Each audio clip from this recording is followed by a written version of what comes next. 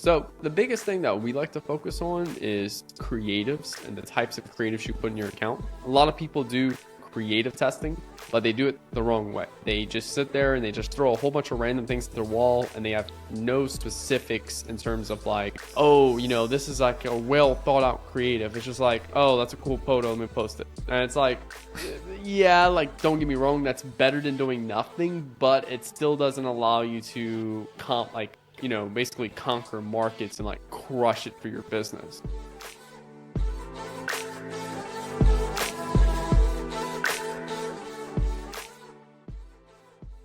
Antti, John? we have a guest tonight. Today we've got Nick Theriot joining us. Nick is a known figure in the e-commerce space, helping brands scale to 7 figures a month with Facebook ads. He's the founder of Theriot Solutions, a growth marketer and a YouTuber with over 2,000 views on his channel, where he breaks down real strategies behind his success. From building his agency in 2019 to working hands-on with clients and closing deals worth 5 figures a month. Nick knows exactly what it takes to turn digital marketing into a growth engine. We're very excited to meet you, Nick. Great to have you today. How are you? I'm doing great, John. Thank you so much for having me on, as well as you too, Auntie. It's very good to see you, meet y'all as well. Thank you for coming. Yeah, thank you for coming. Thank you for coming. We talked like before starting the podcast. You are in USA right now. You are in Louisiana, right? Yeah, down south of USA, where the good food is at. Yeah, yeah, that's great. That's great. Yeah, Nick, you've been in the game for a long time, starting with Call of Duty videos at 12, right? Yeah, I And think now I'm helping like e-commerce. 10 years Yeah, old, and but and yeah. now helping e-commerce brand scale at 7 figures. Like, what has driven your passion for digital marketing from such a young age? Yeah, I mean, I didn't really have I should say, a passion for digital marketing at that age. When I was, it was like 2009 when I made my first YouTube video. It was for Call of Duty Modern Warfare 2 when it first came out. And I think, that time I was using my camera, like HD camera to like record the screen on a tripod stacked up on like 5 pillows in front of my TV. So now it's a lot different. Now, I mean, I make a lot of content and probably do a couple 100,000 views a month just in Facebook ads niche specifically. And at that time right there, I only had one goal, and that was just to create content and to have fun playing the game with my friends and stuff. Then I started to see, people making money online with this, and literally just staying at home all day playing Call of Duty and making money from YouTube. And that's all I wanted to do at that time. Fast forward a couple years later, when I went to college, or like it was actually my senior year of high school going into college, I, wanted to find a way to make money online because I knew I just had the skill set to do it. I was like, I've already done this once because at the peak of my Call of Duty career, I mean, I was doing $100, $200 a month, which I know, crazy amount of money, but I was in 8th grade, right? So 8th grade, making $100, $200 a month editing Call of Duty videos. I mean, making $100, $100, $200 a month at that age, like that's not, typical for most people. So going into college and high school and stuff like that, it was my high school year. Just graduated high school. I wanted to make money online because at the time I was working a landscaping business. I started doing stock trading. I got a course from a forex trading course from Infinite Prosperity. Shout out to Lewis Mocker and Amy Sangster. Bought a course with them, how to trade forex trading. Realized I needed money to make money. Started a detailing business, washing cars and stuff like that because I just loved cars. And I wanted to wash my own car with the right things. And I realized I could make maybe $100, $200 to wash someone's car. So started washing cars. I got out the landscaping business I was in as an employee and was able to go full time going into, like washing and detailing cars. Needed a way to grow that business, so I started looking up online how to grow businesses where I found Facebook ads. At the time, I was spending maybe I don't know $500 a month on Facebook ads, and I was probably pulling in like $6,000 a month in revenue for my auto detailing business just with Facebook ads at that time. And then just consistently kept pushing, running ads for that business and growing that business. I did that from like 2015 to 2019 or in 2019. And that's when I launched my agency because I much prefer to actually run the ads than detail cars.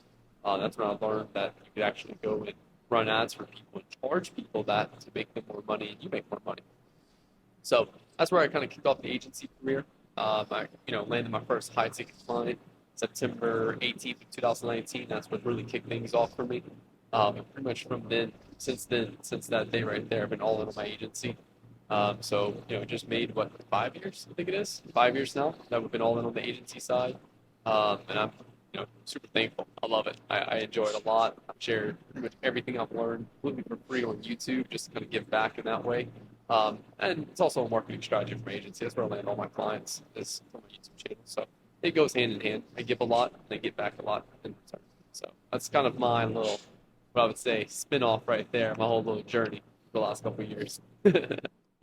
Yeah, that's great. That's great. Like in 2019, you transitioned from detailing business to helping e-commerce brands, right?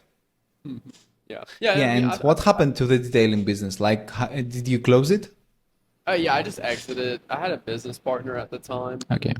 And to be fair, like, the business was doing good, but like it wasn't anything serious like a buyout or anything like that. So, and I was done with it. Like I was just tired of doing it. So I was just like, look, I'm just walking away from this. You can have the business. So I just gave it to my business partner at the time. He ran it, I think, for another 2 years, and then he closed it down, and I think in 2022. Okay, But okay. yeah, so ran it for 7 years. Yeah, I can assume it's a much better business model to have to run Facebook ads for other clients. I get it, but I want to understand like what was the pivotal moment? Like what happened, and you thought, okay, I can do this for other people. Yeah, so it's actually the funny thing was there was a Sam Ovens webinar back when like Sam Ah, Ovens was okay. popping off long time ago. This is talking about like 2015. I watched one of his webinars, um, which was like introducing the idea of taking a skill set and charging people for that skill set. And I never purchased any of his products or anything like that, but just simply watching that webinar kind of sparked that idea. Oh wait, hey, I could do this for other people versus myself. And then I think I spent like 2 years, pretty much from like 2016 all the way to like 2019, just kind of like working, trying to get clients, stuff like that. I worked with like a couple clients over that period of time. My first ever client for the agency, because I didn't go all in with the agency until September 18th, 2019. But, my first ever client, I think was September or like August of 2017. It was like a auto, like a used car selling business, selling cars, and like they would pay me $500 a month to run their Facebook advertising and stuff, and did that for a while. Then I got like two other clients, both with personal brands. One was Bashar Katu. He's super big now, but I was working with him like literally in the days when he was barely anything as well. So that's pretty cool to see how he grew since then. And another personal brand named Edna Keep, which I haven't seen her stuff in a while. I'm have to go check her out and see what she's been up to. But she does real estate investing and stuff like that. So worked with two personal brands, an auto used car sell business, and then also worked with this other client that was doing financial seminars. I was just doing consulting. So worked with these four clients on and off. Like I think the longest one I worked with was 6 months straight, because as I was learning these things and applying these things outside of my auto detailing business, because I was still running ads for my detailing business and also trying to Yeah. like get my like basically figure out how to run an agency with these other clients. And then I remember, yeah, I think I lost the last one like sometime mid 2019, and then I kept pushing and closed another one, which is September 18th, 2019. That one came from my YouTube channel. So all four of these other clients, my first four clients, all came from cold emails, whereas my first one, YouTube channel, came from, yeah, literally just came from YouTube. I made a YouTube video. It's like literally how to use BidCap with Facebook ads, which is funny because I haven't used BidCap since then. And I think it got 100 views. Literally, the video got 100 views, and someone reached out to me and said, "Hey, I'm spending $30,000 a month. I'd love for you to take over the advertising." So hopped on a call with them, and I think within like 10 minutes they were sold and said, "All right, let's roll." And I pitched them $5,000, which at the time I was only charging my other clients 500. dollars to maybe Yeah, $1,000. 10x, Um, like Gardon so style. yeah, yeah. So my theory was I'm just going to charge these people so much money that I have plenty of money to make me some money and go hire a really good person to work under me. And that's why I charged them the 5K. And ended up hiring someone that, we did a 50-50 split. So I hired someone that's really good at Facebook ads and they ran the ads for me. And I was able to learn how Facebook ads worked better from someone that's already done a lot of money throughout that period of time right there. And then I started taking on clients myself, and then just from there kept rocketing forward.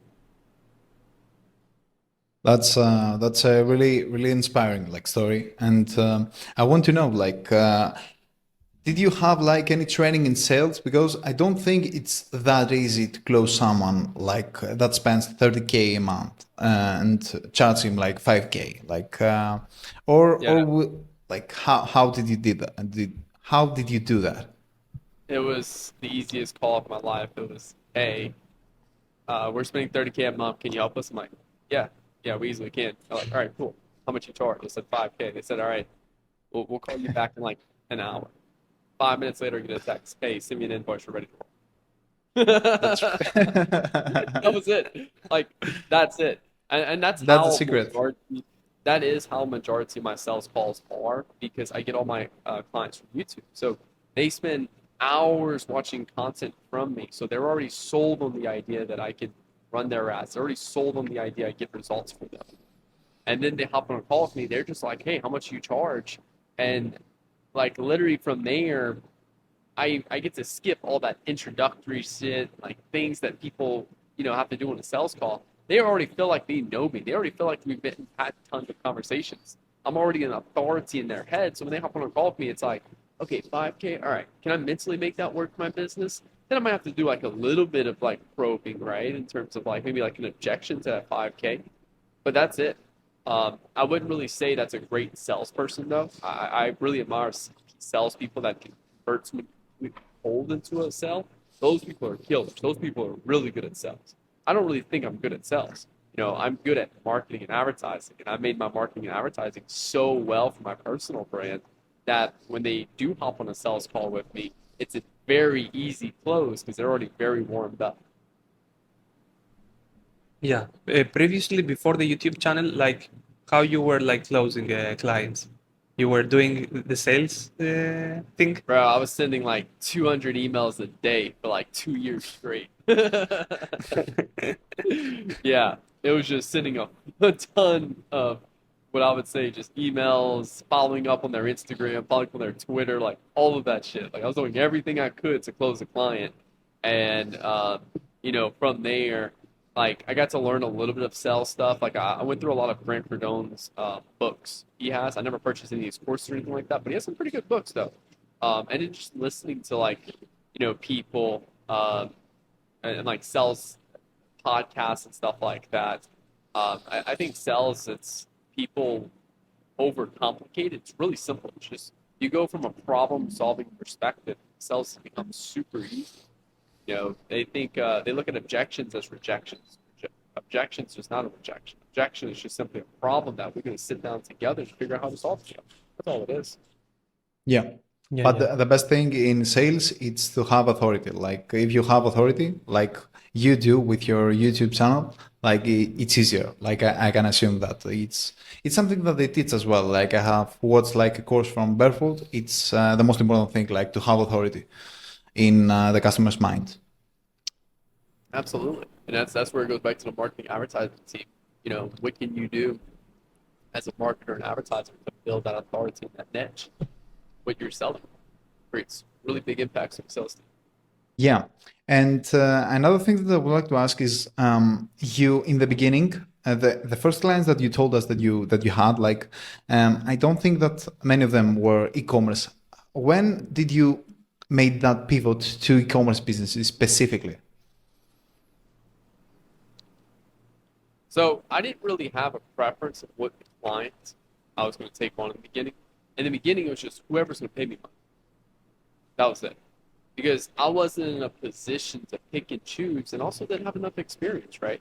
Like I think people niche down way too soon when they start their agency. They start their agency and immediately go niche. Unless unless they have a strong case study for something they've already done. So, like, let's just say, for example, like if one of my team members would want to leave and go decide to start their own agency, they are biased to going straight to ecom because that's all we work with is ecom, and they have a lot of really great results already in ecom. So it's easy for them to go and start an agency around ecom. But if you have no Facebook ads experience and you have no experience in these different businesses and what makes these businesses money, then it's better just to go broad, and that's what I did. I went broad. I just pitched everyone, and then that's when I was finally able to, try a few different clients out. Like I said, a used car business, two personal brands, financial seminar. Got to experience a lot of different niches. Cool thing about that is humans are sold the same way regardless of the niche. So I rely a lot on like marketing fundamentals and psychology when I do my advertising and stuff. So everything's the same. It's just different mechanism for the result. And then for the ecom, I would say I accidentally fell into ecom specifically because, for me, it was this client reached out to me through my YouTube. I've never worked in ecom business before, but they reached out to me and I said, yeah, sure, I'll run your ads.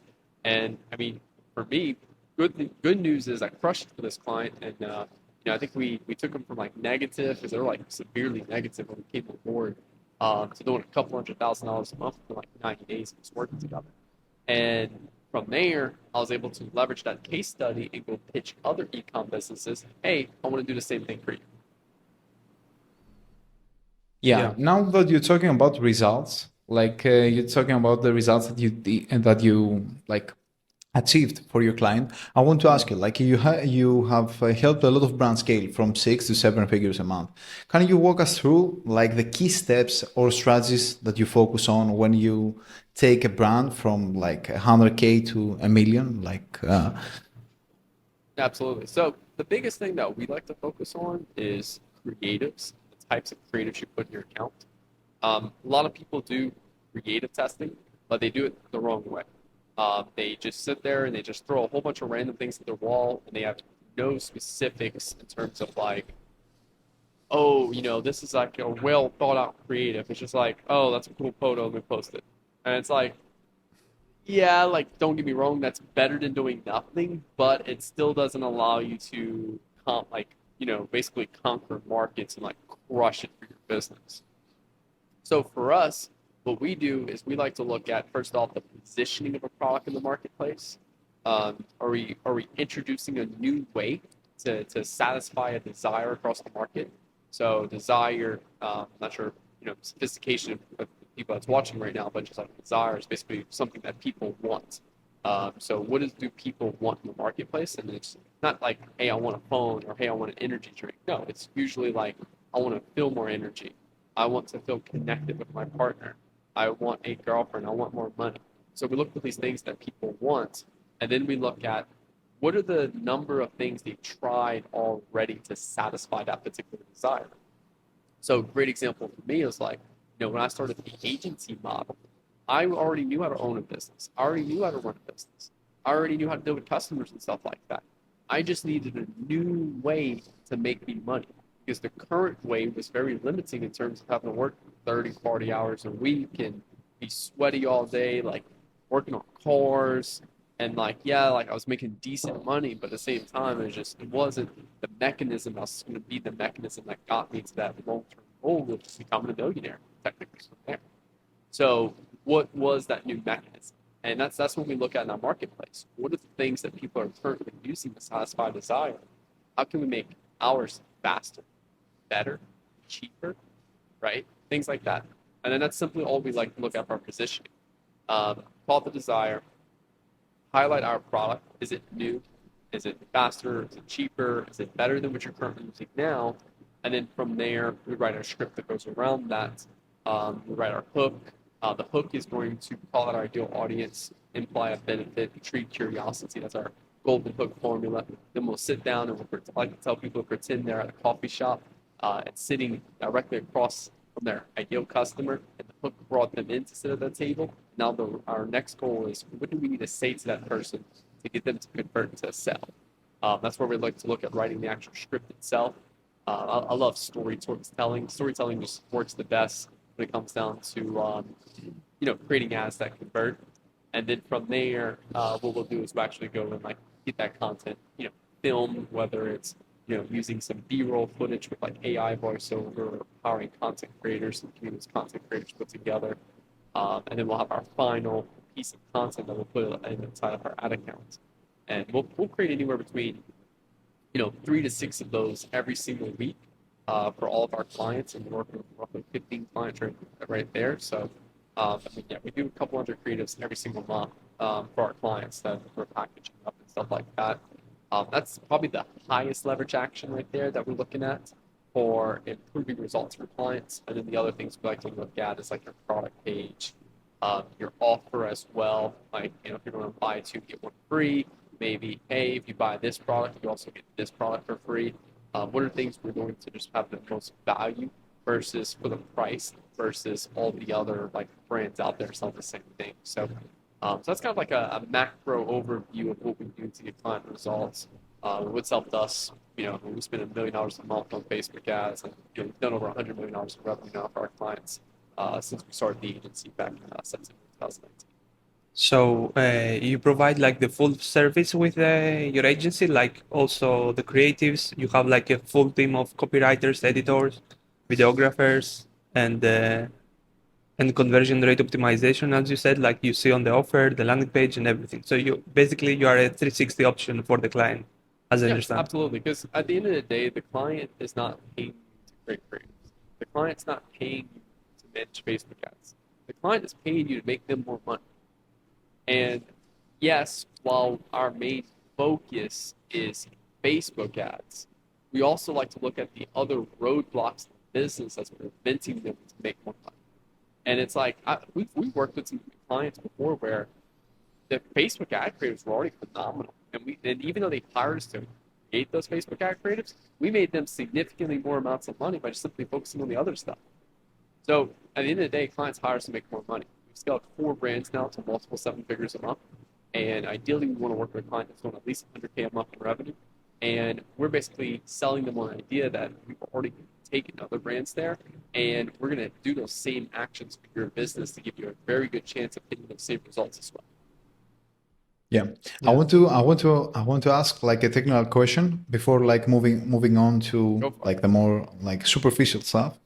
But about the Facebook ads, like when you test creatives, are you like in the camp that says like you throw like all the creatives in Advanced Plus campaign, and if they don't work, like if they don't spend budget, it's a failing creative? Or you have another structure, like for example, like we were speaking with Tyler, and he told us like if you want to see if a creative is working, like you have to at least spend like 2 or 3 like times the CPA, like the cost per action that you want to achieve in this ad.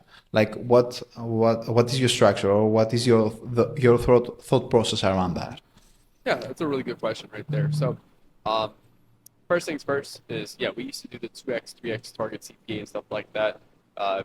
Anyone watching, you go on my YouTube channel, you will look at this. The thing I love about the YouTube channel is that like it shows my evolution of media buying since 2019 and now. If you go look at like my 2020 videos, you'll see like my ad account structures, like 20 campaigns and all these crazy things going on. Now like my ad account structure is like, yeah, I just have one campaign, it's a CVO, I just toss things in, if it gets spent, cool, leave it on, if it doesn't, I kill it. Whereas like before, like years ago, like, okay, I'm gonna have a creative testing campaign, I'm gonna have an audience testing campaign, I'm gonna have a middle funnel campaign, a bottom of funnel campaign, a top of funnel campaign. I have all these different campaigns. I'm gonna launch a new creative test in ABO to ensure it gets spin. Like I was doing all of this stuff that was just a lot of movement and made me feel good because there was a lot of action, but it was the wrong actions. I was focusing on the things that were creating 10% of the results, where I rather focus on the things that's creating 80% of the results. So again, I used to do that. I used to do dedicated creative testing campaign. I used to, hey, force spin 2 to 3x target CPA. I used to do all of that, and all it did was create more work for me, and it was hurting performance because now I'm forcing spin on a creative that Facebook doesn't want to spin on, because Facebook's like, hey, this is not going to work, and I'm ignoring what Facebook is trying to tell me here. So now for us, it's like I do a CBO campaign. I do or what Advantage Campaign Budget's what it's called now. I do a manual sales campaign, and I'll do a Advantage Plus sales campaign. I do original audience as well. I don't want to do that Advantage Plus audience because what I'll typically see is a higher middle funnel, bottom funnel spend versus just like in general and equal distribution. And then lastly is I turn on flexible now. Because now Facebook's getting rid of dynamic creatives. And basically each ad set is three creatives. And those three creatives are around one concept. And they'll all have the same hook, text hook, and there'll be like pretty much the dominant same video. There'll just be a different visual hook with each one. And I just see what ad set gets the most spend. And people are always like, well, Nick, well, you can't really see what creative worked in a flexible. I'm like, why do I care about that? Like, my hypothesis is built around this ad set working. And if that ad set's working, I know my hypothesis is true. If I know my hypothesis is true, I know what my idea was, and because I created it, and I know what creative worked from there. So I don't know. I simply don't worry about that. And I should say it's the Chad way of media buying, and it's worked really well for us. All of our client results seem substantially up compared to when we used to do all that crazy stuff. It's been hours in the accounting single day. Yeah, I completely get it. Now that I want to ask like a different question around the YouTube channel that you currently have, like you post over like 600 videos, each sharing insights on Facebook ads and growth strategies in general. Like right now, this is your only channel that you use to bring you work, like to bring you clients, or do you utilize other channels like Facebook ads or any other stuff, like cold Yeah, email as you did in the past? yeah. So I haven't sent a single cold email in probably like 3 years now, which I'm very thankful for. So that's just miserable to send out every day. But yeah, no, for me, YouTube worked really well up until, and let me rephrase that. YouTube still till this day works phenomenally. It's still like my main revenue driver. But what I see a lot of people do is they want to start a social media personal brand, and on day one they're posting on Twitter, TikTok, Instagram Reels, Facebook, YouTube, LinkedIn. They're posting on 6 platforms at once on day one, and it's like, no, you get you get to earn those other platforms once you've mastered one. So for me, like from 2019 all the way up until I think it was 2022, I want to say, I posted 3 times a week on YouTube and only YouTube. And I still post 3 times a week on YouTube. So like I've never stopped that ever. But then 2022, I was like, hey, no, it wasn't 2022, it was 2023. 2023, I said, hey, I'm gonna post a tweet every day. So I'm gonna do YouTube, 3 videos a week, like I've been the last 3 years. And then I'm also gonna do a tweet now every day. And guess what? I grew my Twitter from like 1,000 followers to 11,000 followers in 2023. And then now I'm like, okay, I've posted on Twitter, I'm posting on YouTube. Guess what? I get the opportunity now, the reward now to also start posting on another platform. That this year was Instagram Reels, and I think I've grown from like 4 or 5 thousand followers now. It's like 12,000 followers on Instagram Reels now. And yeah, Instagram Reels is crushing now too. So I've expanded my channels over the couple of years, and I only expand a channel when I've mastered one. So that way you're building really good habits of posting there every day. And because if you try to do all 6 at once or 7 at once, you stick with it for like a week and you're like, oh Lord, this is way too much to handle. So that was a big thing for me. And then I'm on and off with ads as well for my agency. I just recently launched an ebook. It's like $29, so nothing too crazy. And I just launched that as an offer. And like, probably like, I don't know, it's been about a month now since I launched the ebook. Sold about 600 copies of it. Really, really good. People like extremely love it. And I just launched ads to it now, like a week ago, and those ads are converting really well too. So, and then the goal for the funnel everyone from that ebook into my various different programs and stuff like that. So, but yeah, so that's the long story short answer for what channels I use to actually acquire clients. Yes. Yeah. And what you said, it's really good about the platforms, because when you go all in all the platforms, every platforms require like different content, different type of content, for example, and you have to put different kind of effort on every platform. So you cannot put the same dedicated effort in every platforms at the same time. So it's really good, like advice what you said, like try to master one platform and then try to go to the other ones because you have built the habit of focusing and taking action on one platform, so it's easier to do the same habits on the second platform, for example. Just the mechanism of growing is different there, maybe. So yeah, that's really Yeah. good. And it's also too Yeah. like once you start doing like a couple platforms together, you can also start to see like, for example, for me, like I post a lot on Twitter now, and the ideas that work really well on Twitter, I turn those tweets into short form content. So one tweet would be a short form piece of like content for like my Instagram Reels. And then I look at, okay, now how can I make this a 10 to 20-minute video for YouTube? So I in Twitter, it's the easiest. Like I don't need to film anything. I don't need to create anything. It's just thoughts, boom, here you go. And then depending on how people react to that, that's where I make my Instagram Reels for and make my long form YouTube content for. Okay, that definitely makes sense. And like you have a whole strategy that you can approach like because like you have limited time for you like every day. So I can assume like you have like video editors stuff, but still you are the one that talks and you are the one that generates like most of the ideas. So that definitely makes sense. I would like to ask you about the pricing because you shifted the strategy like from 5K like in the beginning to 10K and now to 15K per client. Like, what was the driving force behind that, and how did it impact your client acquisition process? Because it's a huge change and a huge jump for somebody, even when they do like 100K to spend like 15K just for Facebook and creative process. Yeah, so just to be clear, we're still charging 10K. We Okay. experimented with 15K for a short period of time right there. We will be approaching that 15K again. Just the way I was looking at it was we were getting almost no no's on the 5K, and so there was no resistance on the 5K. It became too easy for people to say yes to. So I was like, okay, if people are saying yes to 5K and there's no objections to it, um, so we bumped up to 7,500, and I don't know why. 7,500 is just a weird number that just doesn't convert in sales. Not sure why.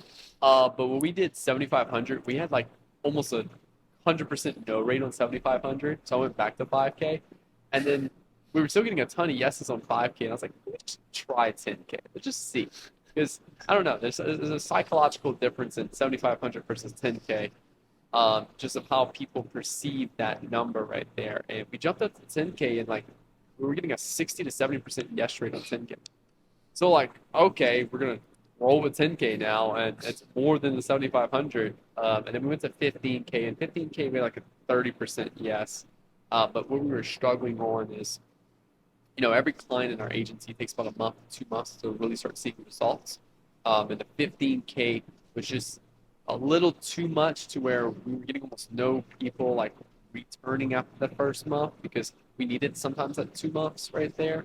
And we're noticing a lower retention to that 15K. But now that we rebuilt our systems and we're getting even better results than we were last year, we're trying that 15K very, very shortly again because, yeah, that's a sweet spot right there. But as far as like, at the end of the day, like I can afford to charge that to people. One, and yeah, like it does do have some level due to my like authority and branding and stuff like that. But it also too, like I said earlier, I only work with people that's doing at least $100,000 a month in revenue. And you can make that jump whenever. Like you don't have to keep working with 10K clients. The 100K clients are going to need a completely different solution than a 10K a month client. So for us, once we noticed that, then it's just like, hey, we exclusively only want to work with 100K to 200K brands because they can afford to pay us 10K with no issues at all. And I'd rather work with a handful of brands paying us 10K a month versus working with like 100 brands paying us 1K a month, make 100K a month in revenue. Yes. Yeah.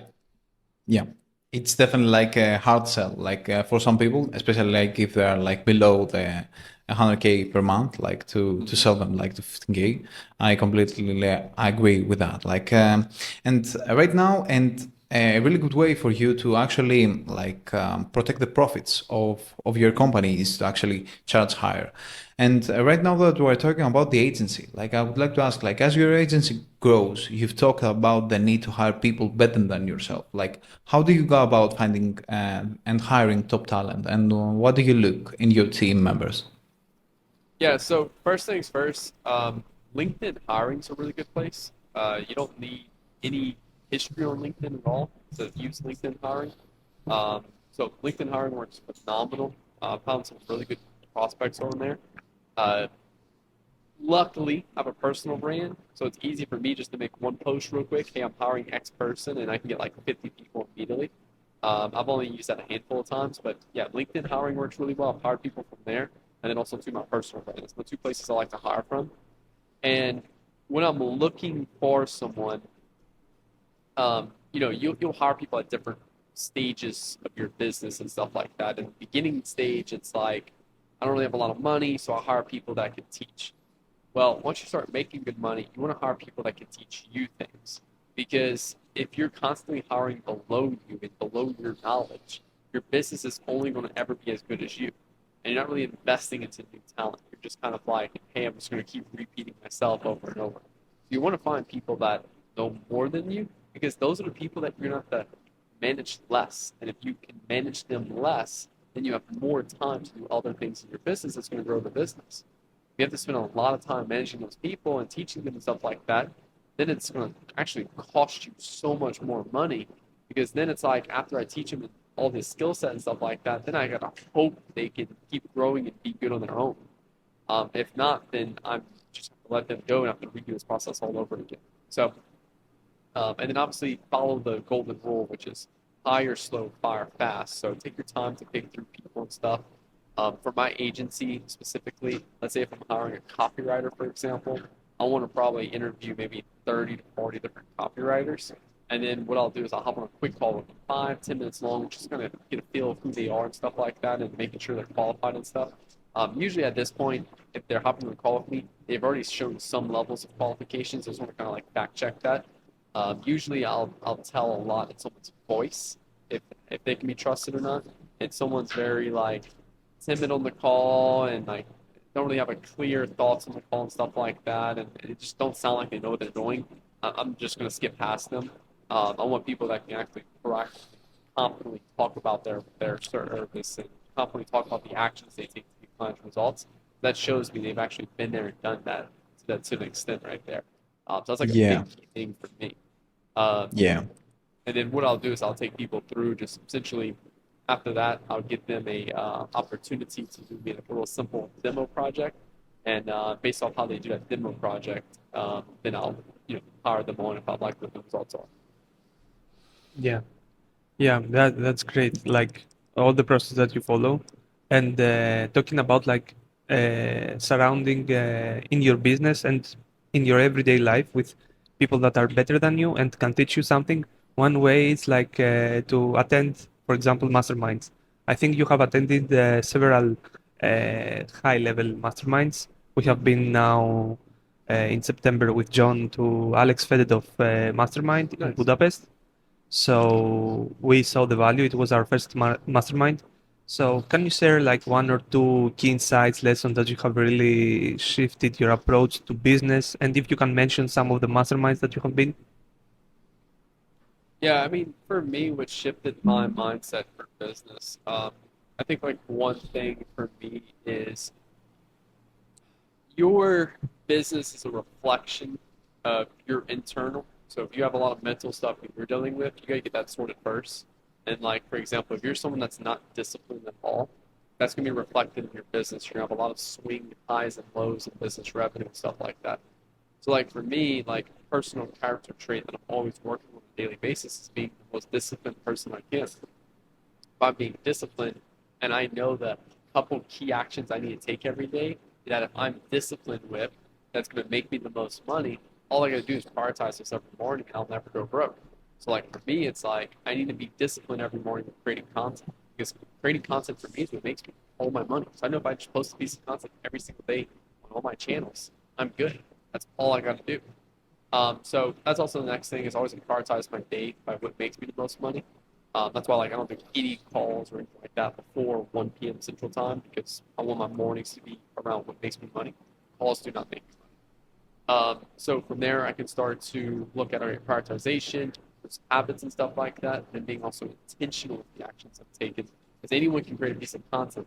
Who can be intentional with creating a piece of content that's actually going to get clicks and get views and stuff like that. As I was saying earlier, anyone can create a Facebook ad, but who's going to be intentional with positioning, intentional with the copywriting, and intentional with planning out the scenery, the visuals that's in it? Very few people actually take the time to do that correctly right there. So those are two big things like for me for business, and I would say also too just um, from like business, just understand it takes time, right? Like this is a reflection of me who's been taking like the actions I'm taking today are no real different than September 2019. Like it's just I've given them a long enough time to manifest in my life and create this reality. As your day-to-day actions are a or like those the outcomes you want, more money or traveling, whatever it is that you desire, is all of those things are a byproduct of the actions you take for a really long period of time right there. And I think a lot of people just haven't realized that or take too long to realize that. And the quickest way to get through that is just starting now and constantly put the work in now because that's just going to get you there a lot sooner right there. So as far as like masterminds and stuff, I mean, I like to shout out to Jeremy Haynes. He has a pretty good inner circle as well. I know I have my own little like inner circle as well, like masterminds with just all the other marketers who want to think differently and who want to scale either their marketing agency or their advertising for a brand and want me like mentor and stuff like that. I would say that's probably like like the main two right there. I honestly don't go to too many masterminds itself. It's more just connections with people. I like to go find people who are doing much better in life than me and then pay them a lot of money. One of my mentors I paid $2,500 an hour to, and I mean he's doing much better than me in life. And just that hour right there allows me to kind of think differently about how I approach life, and that's what creates more value for me to apply to my agency, apply to my students, to distribute on social media and stuff like that. So it's all kind of an investment too back into the business, so that we got from that perspective. Yeah. Yeah. You can add it as a business expense as well, like deduct it, maybe, right? Oh yeah. Pretty much anything related to education for your business, you deduct the business expense. So yeah, it's a no-brainer. Yeah, that definitely makes sense.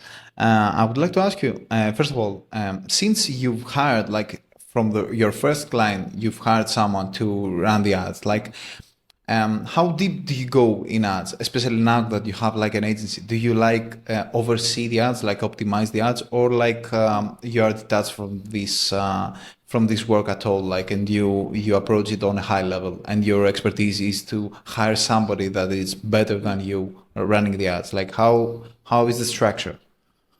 Yeah, I mean, for me right now, it's more from an overseer perspective right there, where like, because like I generally do love like the advertising side. So like for me, like that's the beauty about building a business is you can build it however you want. And like I know some agency owners they want nothing to do at all with the fulfillment. I still love the fulfillment aspect, and we also only work with a handful of clients. We only work with 15 clients at a time. That's it.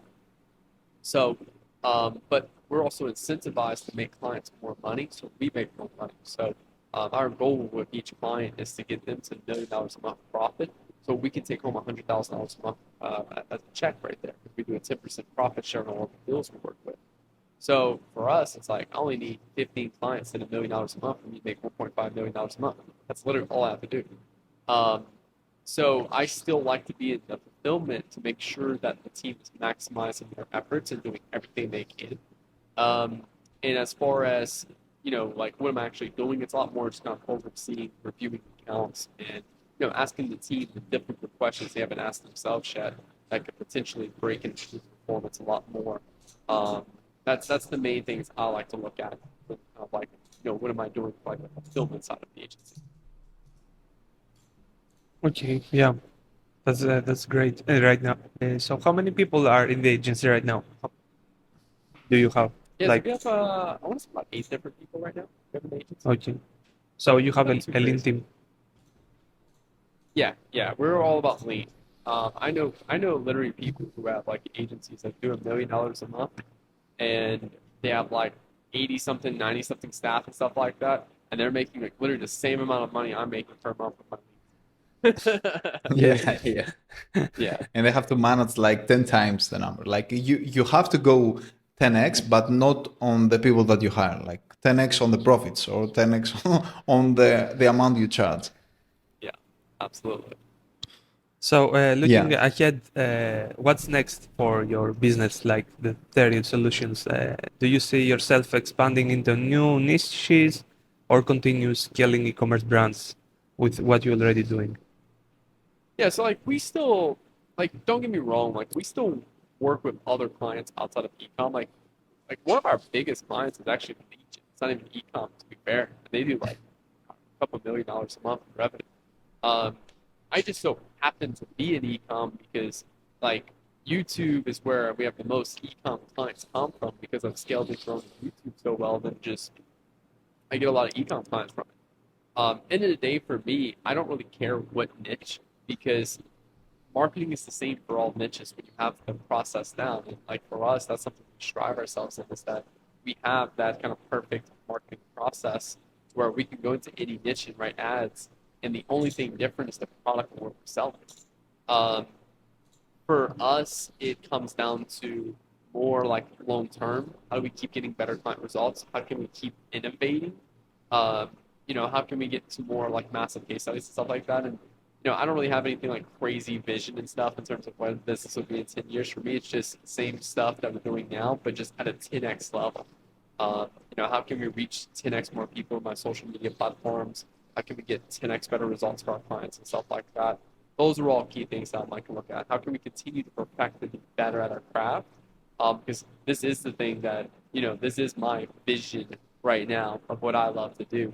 Um, I'm doing what I love every single day. There's no like, oh, hey, I can't wait till I can not do this anymore. I do what I love every single day. It's just now, let's ride this out for the next 10 years and reach significantly more people and create significantly more of an impact than what we're doing right now. That's the vision right there. Okay. Okay. That's down to earth vision that I'm hearing from you. And lastly, Nick, what's the one thing that you want listeners to take away from today's conversation?